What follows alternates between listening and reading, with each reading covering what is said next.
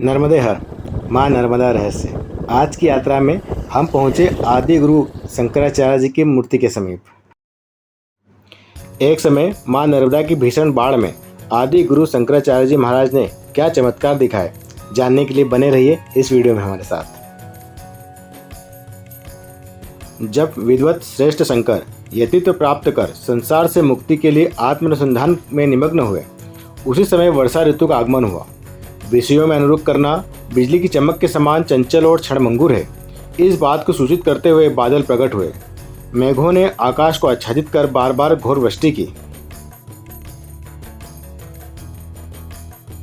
आचार्य शंकर अपनी समाधि अवस्था में थे।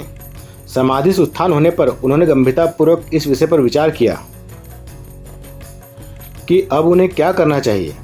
इधर वृष्टि की प्रबलता बढ़ती गई। ऐसा प्रतीत हो रहा था कि इंद्र देवता सृष्टि को जल निमग्न करने पर तुले हुए हैं।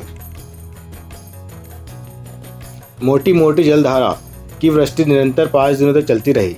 आकाश अंधकार से आच्छादित हो गया। जोरों से बिजली चमक रही थी। 5 दिनों तक अनवरत घोर वृष्टि होती रही। इससे मां नर्मदा नदी में प्रलयंककारी बाढ़ आ गई। चारों ओर हाहाकार मच गया।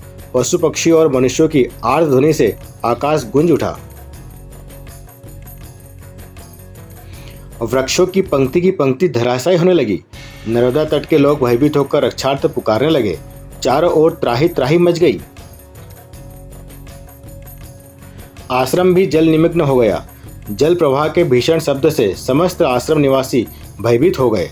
उस समय गुरुदेव गोविंद पाद जी महाराज निर्विकल्प समाधि में स्थित थे। शिष्यगण गुरुदेव की शरीर की रक्षा के लिए चिंतित थे, पर उन्हें समाधि से उठाना भी नहीं चाहते थे। इस स्थिति को देखकर कुछ देर तक शंकर शांत रहे।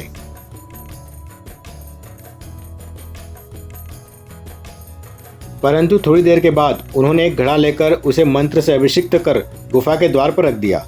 सारा का सारा जल उसी घड़े में अवरुद्ध कर लिया। उन्होंने उस घड़े में समस्त जल को एकत्र कर उसी प्रकार रख दिया जिस भांति अगस्त ऋषि ने अपनी हथेली में समुद्र को रख लिया था। समाधि से उत्थान होकर गुरुवर ने शंकर की अलौकिक शक्ति का सारा वृत्तांत शिष्यों के मुख से सुना। शंकर की इस अलौकिक योग सिद्धि को जानकर वे अत्यधिक प्रसन्न हुए। गुरुवर ने प्रसन्न होकर आचार्य शंकर को आदेश दिया, तुम वेदों में वर्णित आध्यात्मिक तत्व का रहस्योद्घाटन करो और उसकी अमृत वर्षा से लोगों के दग्ध हृदय को शीतल करो। मां नर्मदा रहस्य प्रमोद अत्रे। धन्यवाद।